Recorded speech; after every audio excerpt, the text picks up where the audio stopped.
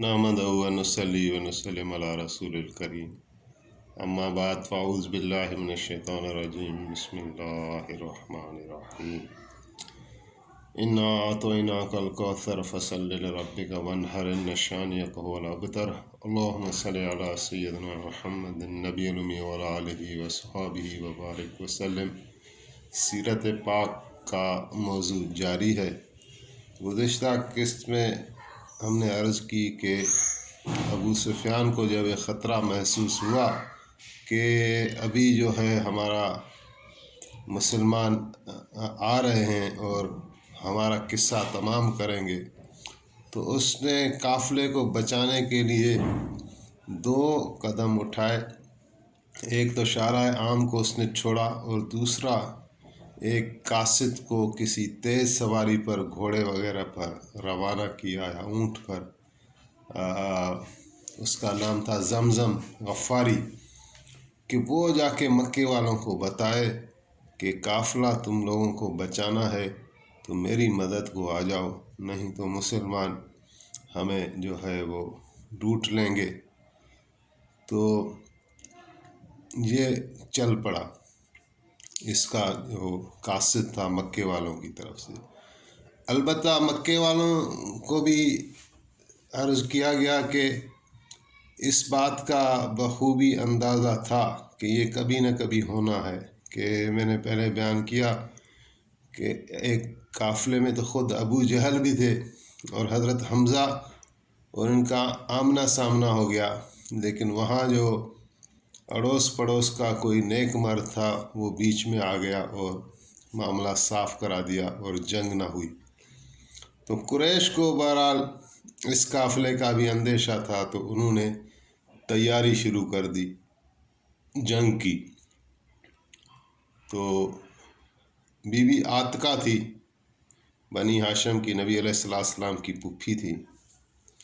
उन्होंने ख्वाब देखा और ख्वाब ये देखा कि एक आदमी है और वो एक वादी बतहा पर चढ़कर जो है वो आवाज़ें दे रहा है कि ए कुरैशो, चलो चलो चलो, चल चलाओ तुम्हारा हो चुका है, तुम अपने मौत की जगह चलो, उस जगह चलो जहाँ तुम्हें ज़िबा किया जाएगा। तो फिर वहाँ से वो एक जो है पत्थर फेंकता है जबल से, तो वो टुकड़े टुकड़े होकर तमाम घरों में दाखिल होता है, सवाए बनी हाशिम के घर वालों के और बनु ज़ुहरा कबीले के। बाकी हर एक घर में वो दाखिल हो जाता है। फिर वो वहाँ से आता है अपने ऊँट पर, फिर खाना काबा की तरफ एक जबल था, कबीस नाम लिखा है उसका, तो उस जबल की तरफ, अबू कबीस की जबल की तरफ, फिर जहाँ वहाँ चढ़कर इस तरह वो आवाज़ देता है फिर लोगों को, और लोग अभी इस मर्तबा इसके पीछे हैं और वो आवाज़ देता है चल चलाओ करो अपने मौत की तरफ। तो बीबी आतिका ने यह ख्वाब देखा और घर में बयान किया।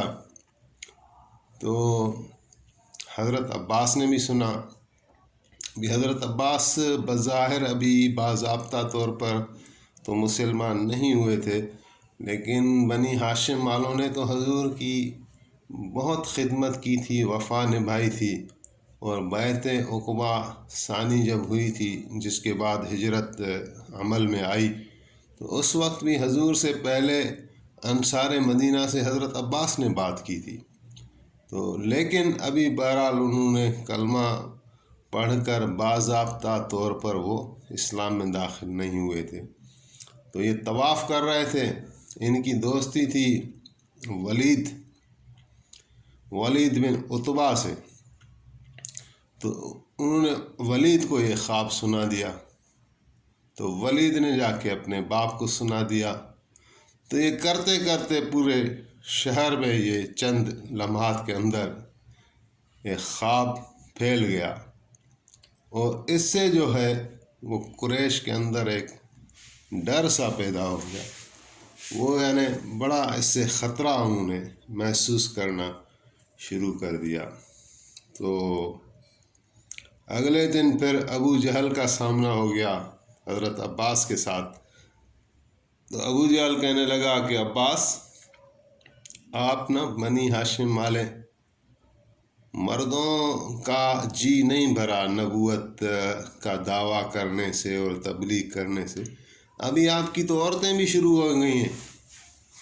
تو حضرت عباس ان کو کچھ جواب نہیں دے سکے، لیکن یہ بات بھی مشہور ہو گئی کہ معاملہ ایسا تھا، جو بھی نقل حرکت ہوتی تھی تو وہ جلدی کمیونیکیٹ ہو جاتی تھی۔ تو یہ پھر بنی ہاشم کی عورتوں تک بات آ گئی کہ ابو جہل ایسا ایسا بکواس کر رہا ہے۔ تو پھر جب حضرت عباس گھر میں گئے تو پھر عورتوں نے ان کو گھیر لیا کہ آپ کا کیا کام کہ عورتوں کے خواب آپ جا کے باہر بتاتے ہیں۔ تو حضرت عباس کو بہرحال ایک شرمندگی ہوئی اور عورتوں کی بھی۔ تو بہرحال انہوں نے جیسے تیاری شروع کر دی، تو ابو لہب ایک کافروں کے لیے ایک خاص اہمیت رکھتے تھے، کیونکہ وہ بنی ہاشم قبیلے کے تھے۔ تو اس نے صاف انکار کر دیا، بولا میں نہیں جاؤں گا۔ اور بنی ہاشم والوں کو بھی کہا کہ دیکھو آپ نہیں جانا، عاتقہ کا خواب سچا ہو کر رہے گا۔ تو ڈر کی وجہ سے، اور پیسے والا تھا، پیسے کا تقاضا کیا گیا کہ تم اگر نہیں چلتے تو پیسے دو۔ تو کہہ رہا پیسے بھی میں نہیں دوں گا، ہاں البتہ ابو جہل کا جو بھائی تھا عاص بن ہشام، اور اس کے پاس میرے کچھ پیسے ہیں، اگر یہ جنگ میں جا رہا ہے تو وہ میں نے پیسے معاف کیے۔ تو یہ بہرحال ڈر اور خوف کی وجہ سے نہیں گیا۔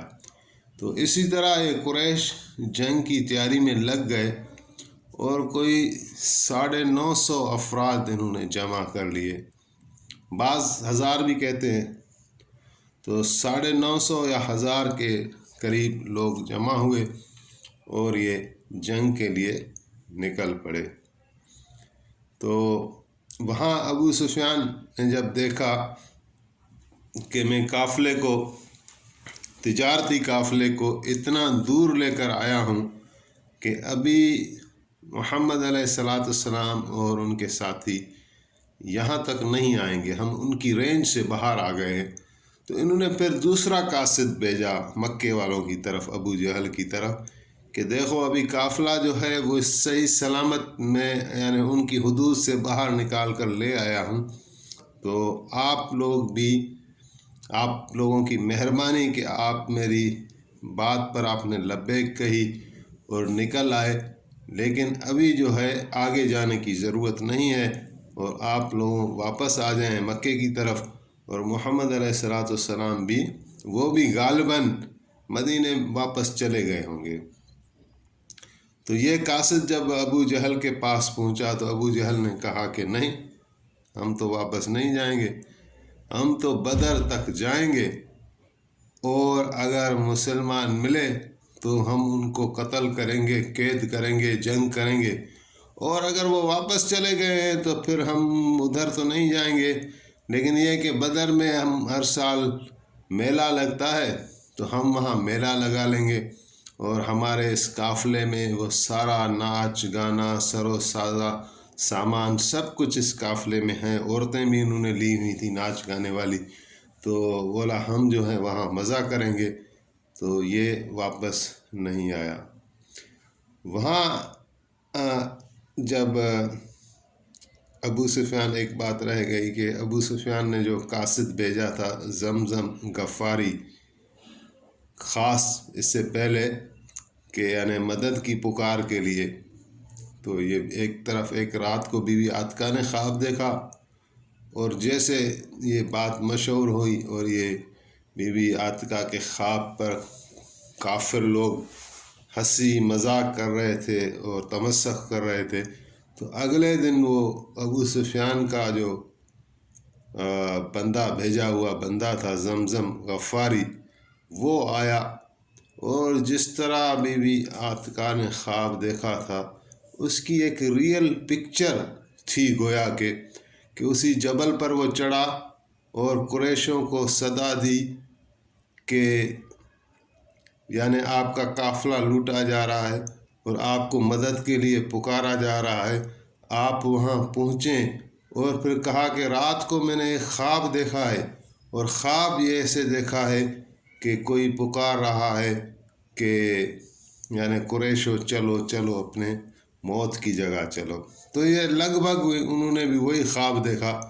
تو یہ قریش پہلے ہی ڈرے ہوئے تھے، پھر بی بی عاتقہ کا خواب، پھر زمزم غفاری کا مصیبت زدہ پیغام لے کر آنا، اور اس کے ساتھ ایسا خواب دیکھنا اور اس کو بیان کرنا، تو ان کے اتنے حوصلے پست ہو گئے کہ جو بڑے بڑے دشمن تھے حضور علیہ السلام کے اور رئیس سے سمجھتے تھے، تو وہ سارے ڈھیلے پڑ گئے اور جنگ کے لیے تیار نہیں تھے۔ اس میں امیہ بن خلف تھا، کہ امیہ کو تو پہلے ہی حضرت سعد بن معاذ نے بتایا تھا کہ حضور نے تمہارے لیے کہا ہے کہ امیہ کو میرے صحابہ قتل کریں گے، تو وہ گھبرا رہا تھا۔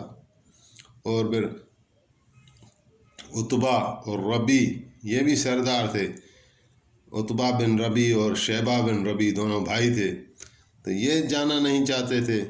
تو لیکن ابو جہل نے کہا کہ کیسے بھی ہو ہمیں جانا ہے۔ تو عتبہ نے اپنے بھائی کو کہا، شیبہ کو، کہ بی بی عاتقہ کا خواب جو ہے وہ ضرور سچا ہوگا، اور ہمیں حقیقت میں موت ہے جو ہمیں لے جا رہی ہے، تو ہمیں نہیں جانا چاہیے۔ تو یہ ابھی پلان بنا رہے تھے کہ ابو جہل آ گیا ان کے اوپر، بولا کیا کہہ رہے ہو؟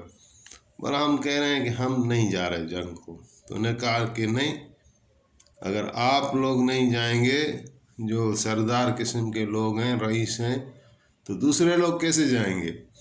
آپ کو تو جانا پڑے گا، یا تو آپ پھر عورتوں والا لباس پہنیں اور چوڑیاں پہنیں اور گھر میں بیٹھیں، اور کبھی آ کے یہ نہ کہیں کہ ہم بھی مرد ہیں یا کوئی بے جگری کے ساتھ لڑنے والے۔ بڑا ان کو تانے دیے، مجبور کیا، یہ پھر آگے کو تیار ہو گئے۔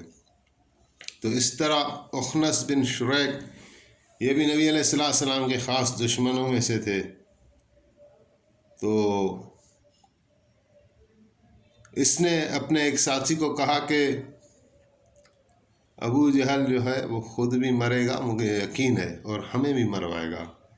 تو ایسا کرتے ہیں کہ میں اونٹ سے گر جاتا ہوں، تم کہنا کہ اس کو سانپ نے کاٹا ہے اور مجھے اٹھا کے لے جانا۔ تو انہوں نے کوئی ہیلا بہانہ کیا، اور اس طرح وہ بھاگے میدان سے پہلے پہلے۔ تو ان کو بڑا ایک خوف اور وحشت جنگ سے پہلے آ گئی، لیکن ضد تھا ابو جہل کو، اور ضد تھا نضر بن حارث کو، اور ضد تھا عقبہ ابن ابی معیط کو، اور یہ سارے بدبخت مارے گئے۔ تو انہوں نے بہرحال پورے لشکر کو لیا اور آگے چلے، اور آگے نبی علیہ السلام کا حال یہ تھا کہ آپ نے قیام فرمایا، روحا منزل پر ایک رات رہے، اور صبح کو وہاں سے آپ نے سفر کیا، تو دوسری منزل صفرا کی طرف آپ نے پھر پڑاؤ ڈالا۔ یہاں آ کر آپ کو پتہ چلا کہ قریش کا جو قافلہ تھا ابو سفیان کا، وہ ہماری ایک پہنچ سے یا حدود سے باہر نکل گیا ہے، اور دوسرا لشکر جو ہے جنگ کے لیے خاص ابو جہل کی کمانڈ میں تیار ہو کر ہمارے مقابلے کو آ رہا ہے۔ تو اور پھر یہاں آ کے آپ نے یعنی ایک ایسی چیز پائی کہ آپ تو قافلے کے پیچھے تھے، قافلے کے افراد تھوڑے تھے، مقابلہ ان سے آسان تھا، لیکن یہاں آپ کو آگے پتہ چلا کہ قریش قافلے بچا لے جانے کے بعد بھی جنگ کے لیے خاص تیار ہو کر آئے ہیں اور پیش قدمی کی ہے۔ تو یہاں آپ نے صحابہ کرام کو جمع کیا اور مشورہ فرمایا، جس طرح ہے قرآن کریم میں کہ شاورہم فی الامر، کہ ان سے آپ مشورہ کیا کریں۔ تو آپ نے صورتحال سامنے رکھی صحابہ کرام کو کہ دیکھیں اللہ تعالیٰ نے دو جماعتوں میں سے ایک جماعت کی فتح کا میرے ساتھ وعدہ کیا ہے۔ اگر قافلہ ایک جماعت تھی اور جو یہ لشکر آ رہا ہے یہ بھی ایک جماعت ہے، تو اگر قافلہ ہمارے ہاتھ سے نکل گیا تو ابھی اگر یہ جماعت آ رہی ہے جو جنگ کے لیے، اگر ہم ان کے ساتھ لڑیں گے تو فتح اللہ تعالی ہمیں دے گا، تو آپ کا کیا مشورہ ہے؟ تو حضرت ابوبکر صدیق اٹھے اور جنگ کی رائے پیش کی کہ ہمیں کیوں نہ جنگ کرنی چاہیے، کہ ہم اگر مرتے ہیں تو شہید ہیں، اور اگر جنگ کو ہم حاصل کر لیتے ہیں تو ہم غازی ہیں۔ تو حضرت عمر نے بھی یہی رائے دی۔ پھر مقداد ابن اسود رضی اللہ تعالیٰ عنہ وہ اٹھے اور کہا کہ یا رسول اللہ، ہم وہ نہیں ہیں بنی اسرائیل والے جنہوں نے موسیٰ علیہ السلام کو کہا تھا کہ فَاذْهَبْ أَنْتَ وَرَبُّكَ فَقَاتِلَا إِنَّا هَاهُنَا قَاعِدُونَ، کہ جب جہاد کا موقع آیا تو موسیٰ علیہ السلام کو کہا کہ تم جاؤ اور اپنے رب کو لے جاؤ اور جا کے جہاد کرو، قتال کرو، ہم یہاں پر بیٹھے ہوئے ہیں۔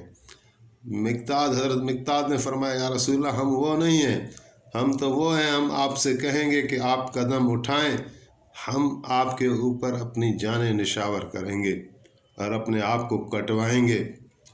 تو یہ تین بڑے صحابہ تھے، تینوں مہاجرین تھے، انہوں نے رائے دی، لیکن حضور علیہ السلام نے کوئی خاص تاثر نہیں دیا۔ تو اس پر انصار کے جو سردار صحابہ تھے حضرت سعد بن معاذ وہ اٹھے اور فرمایا ہا ہونا یا رسول اللہ صلی اللہ علیہ وآلہ وسلم، عرض کرنے لگے کہ حضور، میں سمجھتا ہوں کہ آپ کی توجہ ہم انصار کے اوپر ہے، آپ ہماری رائے معلوم کرنا چاہتے ہیں۔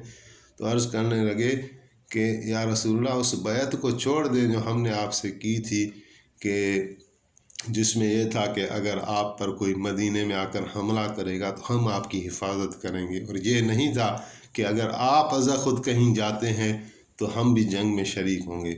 تو حضرت سعد نے کہا کہ ہمیں بیعت کو آپ چھوڑ دیں، ہمیں بیعت یاد نہیں، ہمیں یہ یاد ہے کہ ہم نے کلمہ پڑھا ہے آپ کا، لا الہ الا اللہ محمد رسول اللہ، اور کلمہ پڑھ کر اپنی جان، اپنے گھر، اپنے بچے اور اپنا سب کچھ آپ پر نشاور کر دیا ہے۔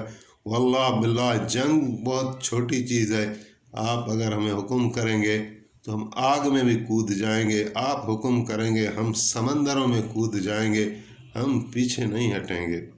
تو اس پر نبی کریم صلی اللہ علیہ وسلم خوش ہوئے، حضرت سعد کو دعا دی اور پھر فیصلہ فرمایا کہ جنگ کے لیے پیش قدمی کی جائے۔ تو انشاءاللہ بیان پھر جاری ہے اگلی قسط میں۔ اللہ ہمیں اس کی توفیق دے، آمین۔